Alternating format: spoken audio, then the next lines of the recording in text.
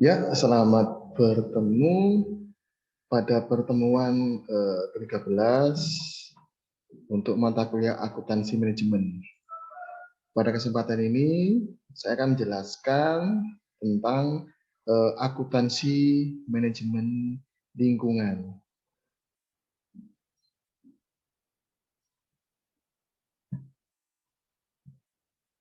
Jadi tentu Anda bertanya-tanya.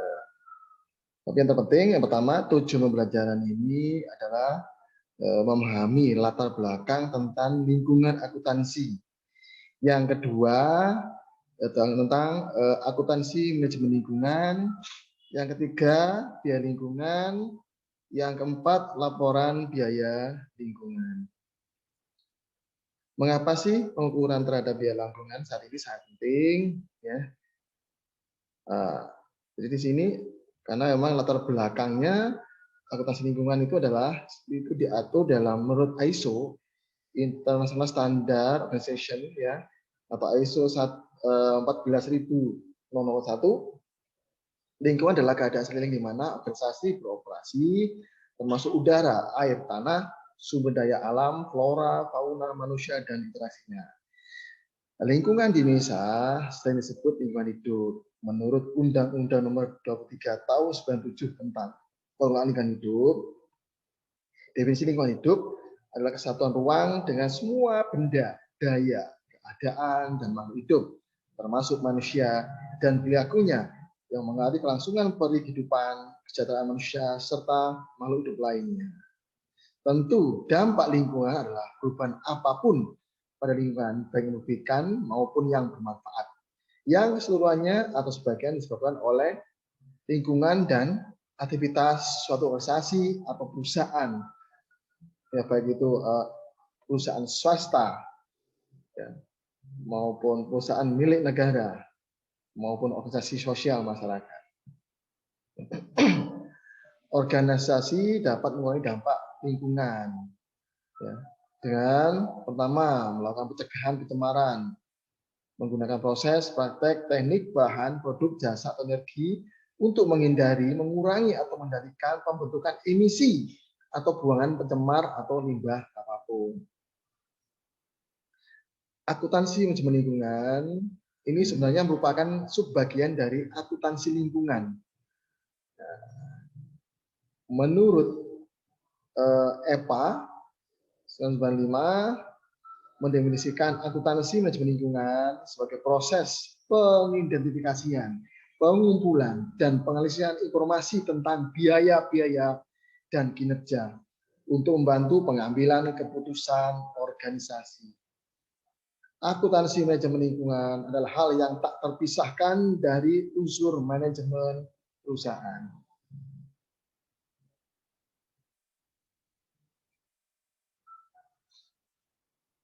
Akuntansi manajemen lingkungan sendiri merupakan proses pengidentifikasian, pengumpulan, perkiraan, analisis, laporan, dan pengiriman informasi yang berkenaan dengan yang pertama, informasi berdasarkan arus bahan dan energi, yang kedua informasi berdasarkan biaya lingkungan, yang ketiga informasi lainnya yang terukur dibentuk berdasarkan akuntansi manajemen lingkungan dalam rangka pengambilan keputusan bagi perusahaan.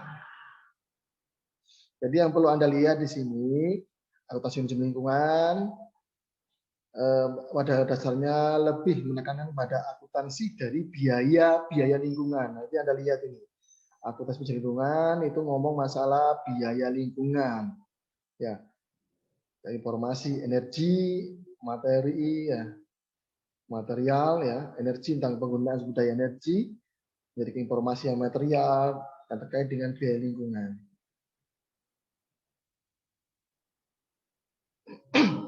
Adapun tujuan akuntansi manajemen lingkungan yang pertama mengawasi dan mengevaluasi informasi yang terukur dari keuangan maupun manajemen. Yang kedua, pengawasan atau monitor arus data tentang bahan dan energi yang saling berhubungan secara timbal balik guna meningkatkan efisiensi pembuatan bahan maupun energi. Yang ketiga, mengurangi dampak lingkungan dari operasi perusahaan, produk-produk dan jasa. Yang keempat, mengurangi resiko-resiko lingkungan. Yang kelima, memperbaiki hasil-hasil dari manajemen perusahaan. Adapun jenis informasi akuntansi manajemen lingkungan itu ada informasi fisik, informasi moneter. Ya, jadi jenis informasinya ada dua, jenis informasi moneter dan jenis informasi fisik.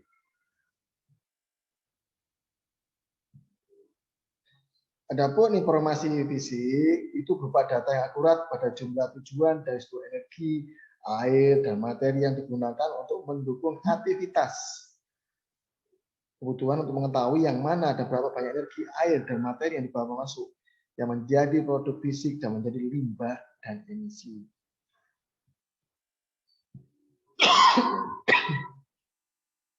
Keuntungan penerapan akuntansi lingkungan. Akuntansi manajemen lingkungan dapat membantu pengambilan keputusan.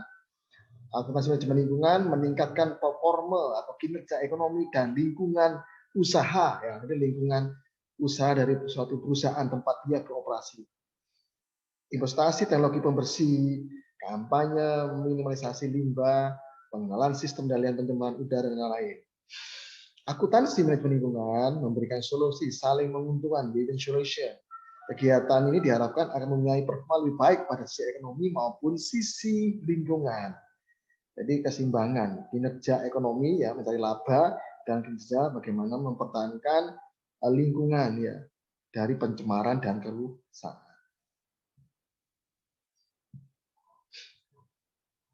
Masih keuntungan penerapan akuntansi lingkungan. Akuntansi manajemen lingkungan akan mampu memuaskan semua pihak terkait atau stakeholder. Pihak-pihak yang berkepentingan dengan perusahaan, ya, stakeholder itu. Akuntansi manajemen lingkungan pada usaha secara keseluruhan dapat meningkatkan performa ekonomi maupun sisi lingkungan. Oleh karena itu, akan berimplikasi atau berdampak pada kepuasan pelanggan, investor, pembeli saham perusahaan, hubungan baik antar pemerintah, daerah. Sementara itu, biaya lingkungan berhubungan dengan biaya proses, sistem, atau fasilitas penting untuk memutuskan manajemen yang lebih baik. Tujuan pengelolaan biaya adalah mengurangi biaya lingkungan. Yang kedua, meningkatkan pendapatan dan memperbaiki kinerja lingkungan dengan memberi perhatian pada situasi sekarang, masa yang akan datang, dan biaya-biaya manajemen yang potensial. Biaya lingkungan meliputi biaya internal, eksternal, dan berhubungan terhadap seluruh biaya yang terjadi dalam hubungannya dengan kerusakan lingkungan ya dan perlindungan.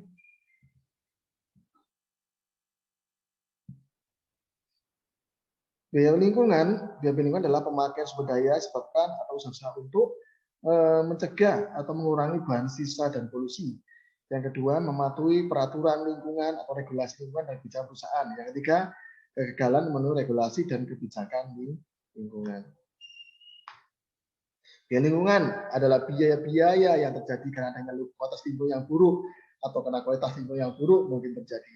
Maka biaya lingkungan berhubungan dengan kreasi penciptaan, deteksi, ya, mendeteksi, memeriksa perbaikan dan pencegahan degradasi lingkungan, ya, penurunan kualitas lingkungan. Nah, ini adalah tipe biaya, tipe-tipe biaya lingkungan, types of environmental cost.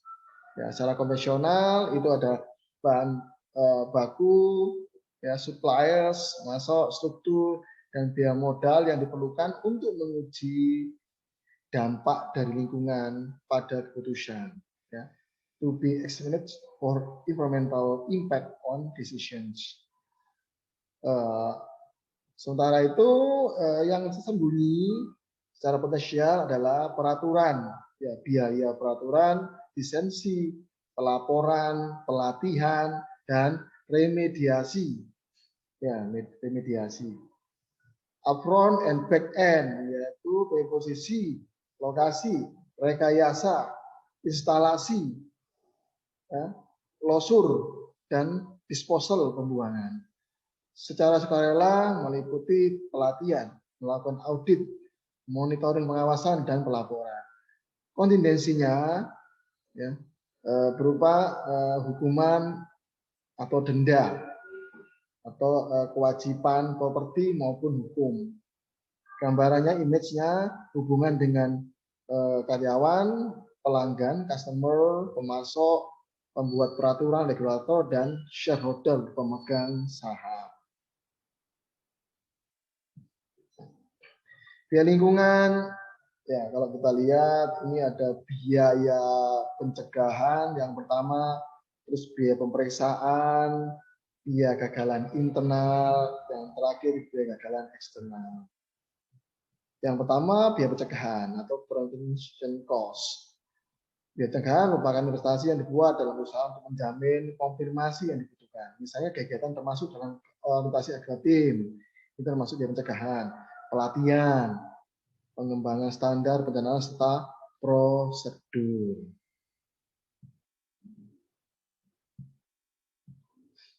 Yang kedua, biaya pemeriksaan atau appraisal cost. Biaya penilaian merupakan biaya yang terjadi untuk mengidentifikasi kesalahan setelah kejadian. Misalnya kegiatan-kegiatan seperti pengujian, ya, tes, ya, pengujian.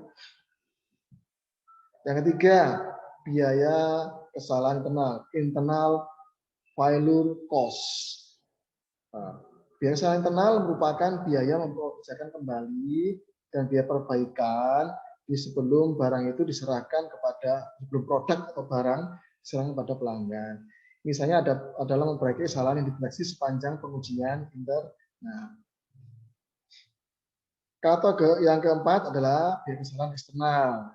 External value cost. Biaya kesalahan eksternal merupakan biaya yang mempekerjakan kembali dan biaya perbaikan setelah barang itu sampai kepada pelanggan atau konsumen. Satu contoh, akan mempekerjakan bagi hasil dari pengujian prima. Contoh lainnya adalah biaya aktual yang terjadi sepanjang jaminan dukungan.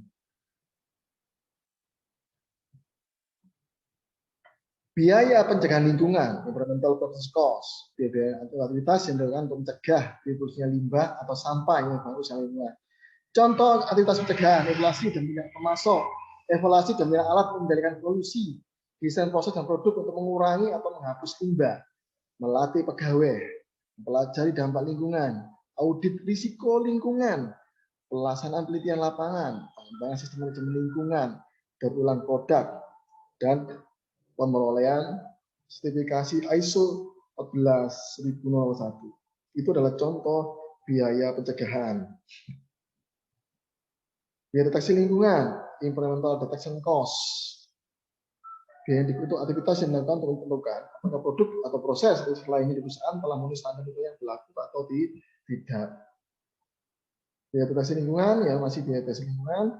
Standar lingkungan dan prosedur yang diikuti oleh perusahaan didefinisikan dalam 3 cara. Ada peraturan pemerintah, standar sukarela, ISO 14001, dan ketiga kebijakan lingkungan dibangun oleh manajemen.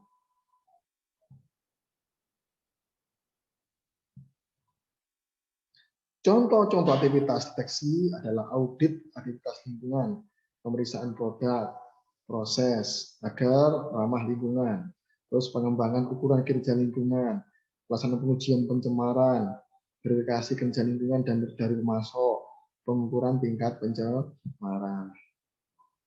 Biaya gagalan internal lingkungan, internal value cost, biaya untuk aktivitas yang dilakukan karena diproduksinya limbah dan sampah, tapi tidak dibuang di luar. Biaya gagalan internal terjadi untuk menghilangkan dan mengolah limbah dan sampah ketika diproduksi. Adapun aktivitas gagalan internal memiliki salah satu dari 2 tujuan, untuk memastikan bahwa limbah dan sampah yang diproduksi tidak dibuang di lingkungan luar. Yang kedua, untuk mengurangi tingkat limbah yang dibuang sehingga jumlahnya tidak melewati standar lingkungan. Biaya gagalan internal lingkungan, contoh aktivitas gagalan internal adalah pengoperasian peralatan mengurangi atau mengurangi polusi, pengolahan, pembuangan limbah beracun, pemeliharaan peralatan produksi, lisensi fasilitas produksi limbah dan daur ulang sisa bahan. Adapun biaya gagalan eksternal lingkungan atau environmental external value cost, biaya untuk aktivitas yang dilakukan setelah melepas limbah atau sampah dalam lingkungan. Biaya gagalan eksternal dapat dibagi lagi menjadi kategori yang direalisasi dan yang tidak direalisasi. Biaya kegiatan eksternal yang direalisasi, ya, realized external value cost adalah biaya yang dialami dan dibayar perusahaan. Kegagalan yang tidak dapat direalisasikan adalah biaya sosial cost disebabkan oleh perusahaan tapi dialami dibayar oleh pihak-pihak di luar perusahaan. Biaya kegagalan eksternal lingkungan atau incremental external failure cost, contoh pembersihan danau yang tercemar, pembersihan minyak yang tumpah, pembersihan tanah yang tercemar, penggunaan bahan baku dan energi secara tidak efisien, penyelesaian klaim kecelakaan pribadi dan praktek kerja yang tidak ramah lingkungan, penyelesaian klien perusahaan properti, pemboran tanah ke keadaan alaminya, hilangnya penjualan karena reputasi yang buruk.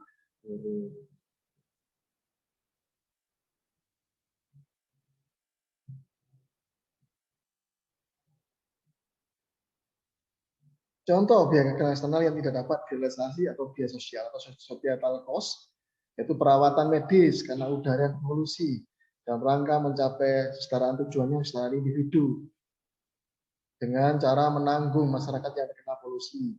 Hilangnya gunaan dana sebagai tempat rekreasi karena pencemaran, maka terjadilah degradasi lingkungan. Hilangnya lapangan pekerjaan karena pencemaran akan mengganggu secara individual. Rusaknya ekosistem karena buangan sampah, ini masuk dalam degradasi. Biaya sosial digolongkan satu, biaya yang berasal dari dasi lingkungan, yang kedua biaya berhubungan dengan dampak buruk pada properti atau kesejahteraan masyarakat. Dalam kasus-kasus tersebut, biaya ditanggung oleh pihak lain bukan oleh perusahaan, meskipun hal tersebut disebabkan oleh perusahaan. Laporan biaya lingkungan. Laporan yang pertama dibayar adalah laporan yang memberikan rincian biaya lingkungan menurut kategori memberikan dua hasil yang penting. Yang satu, ya, yang pertama hasil dampak biaya lingkungan terhadap profitabilitas perusahaan. Yang kedua jumlah relatif yang dihabiskan untuk setiap kegiatan setiap kategori. Ya. Nah, ini adalah contoh laporan biaya lingkungan. Ya, Anda lihat di sini. Ya. Jadi di sini ada biaya pencegahan, ada biaya pelatihan karyawan, anggotanya ya, unsur komponennya, terus ada merancang produk, ada biaya peralatan. Di total untuk biaya pencegahan itu 2.800.000. Nah, ini prosentasenya 2.800 itu 14%. 14% dari biaya operasional. Yang kedua, biaya deteksi, yaitu biaya memeriksa proses dan biaya mengukur perkembangan. Nah, ini totalnya 3.200.000. Ini kalau persentasenya dari biaya operasional adalah 1,6%. Yang ketiga, biaya kegagalan internal value cost. Itu ada biaya polusi plastik peralatan, biaya mempertahankan muatan polusi. Berarti ini adalah totalnya 6 juta. Persentasenya dari biaya operasional adalah 3%. Yang keempat, biaya kegagalan eksternal, yaitu pertama membersihkan danau, biaya memulihkan tanah, biaya menimbulkan klien perusahaan properti. Dari total 18 juta. Kalau persentasenya adalah 9% dari biaya operasional. Jika di total seperti ini ya.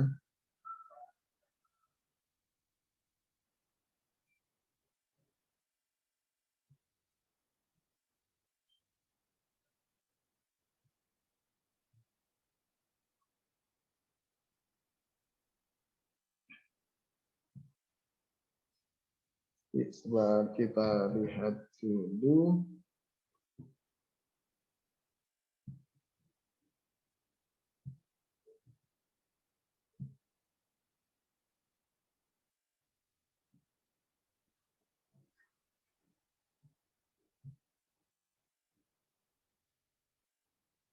Ya.